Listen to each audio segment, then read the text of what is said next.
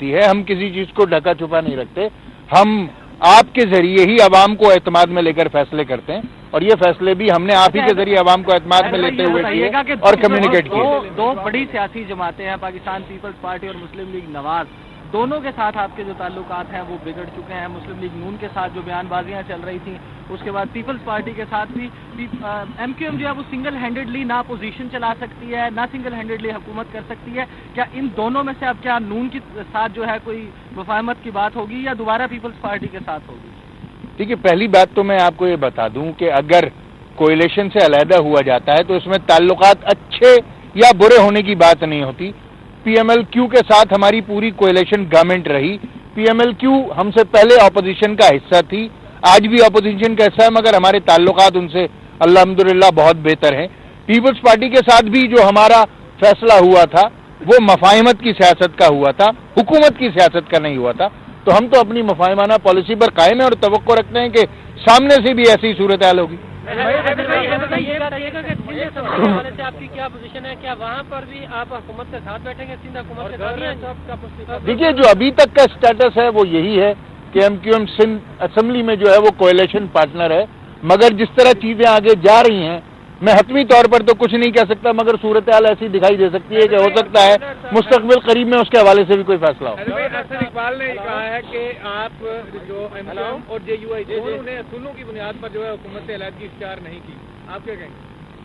میرے خیال سے ارریلیونٹ سوالوں کا جواب دینا کوئی زیادہ ضروری ہے نہیں.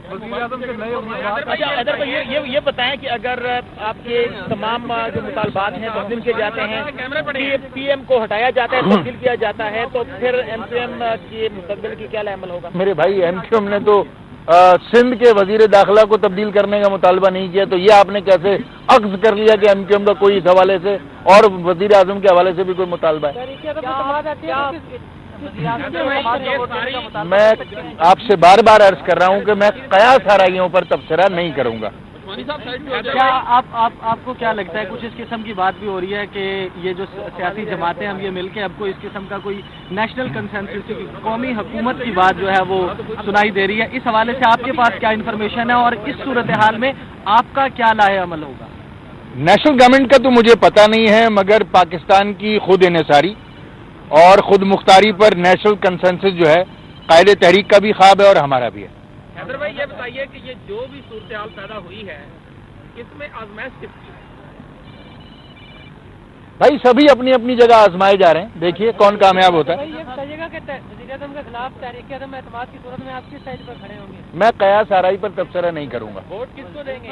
میں قیاس آرائی پر تبصرہ کرنا مناسب نہیں سمجھتا. پیٹرولیم میں جو اضافہ کیا گیا تو آپ نے الٹیمیٹم دینے کے بجائے ایک ہی رات میں فیصلہ کیوں کیا، جبکہ پہلے تو آپ 10 دن کا الٹیمیٹم دیں؟ بالکل ٹھیک، یہ بڑا اچھا سوال ہے میرے بھائی. آر جی ایس ٹی پر جب بحث شروع ہوئی تھی تو ہم نے حکومت کو 9 نکات دیے تھے کہ بجائے آر جی ایس ٹی کو امپلیمنٹ کرنے کے عوامی مفاد میں آپ غریب عوام لوور مڈل کلاس کو مزید ٹیکس نہ کریں، بلکہ ان جاگیردار وڈیروں کو جو کبھی ٹیکس نہیں دیتے، ان سرمایہ داروں کو جو ٹیکس چوری کرتے ہیں، ان تمام انڈسٹریلسٹ اور بڑے لوگوں کو جو قومی بینکوں سے قرضے ہڑپ کر گئے، ان کو پکڑیں اور ان سے وہ پیسے نکلوائیں جو وہ کھا چکے ہیں. یہ بات چل رہی تھی.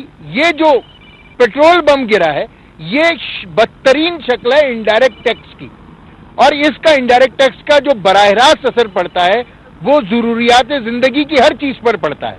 اور 6.5 روپے کا جو ایک اتنا بڑا فرق پڑا ہے، اس سے بہت زیادہ جو ہے وہ پرائس ہائیک کی توقع ہے.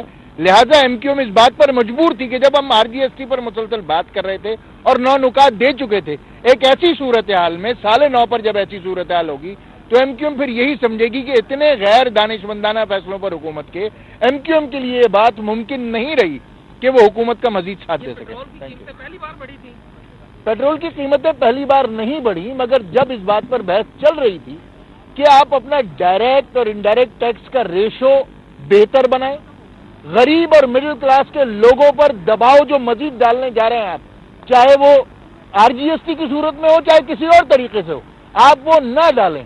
مگر جب اتنا بڑا فرق آج سے پہلے کبھی بھی نہیں پڑا، 6.5 روپے پر لیٹر فیول پرائس پاکستان کی تاریخ میں اتنی زیادہ ایک بار نہیں بڑھی. پیٹرول کی پرائسز ہم نے گزشتہ گورنمنٹ میں $150 اور $160 فی بیرل ہوتے بھی دیکھی ہے.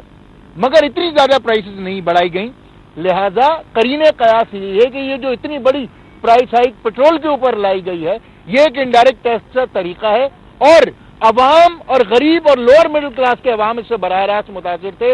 एमक्यूएम एक अवामी जमात है और हम अपने लोगों को जवाबदेह हैं, लिहाजा हम मजबूर हुए इस फैसले पर कि हम इतनी गैर दानिशमंदाना फैसलों का सपोर्ट नहीं कर पाएंगे। Thank you.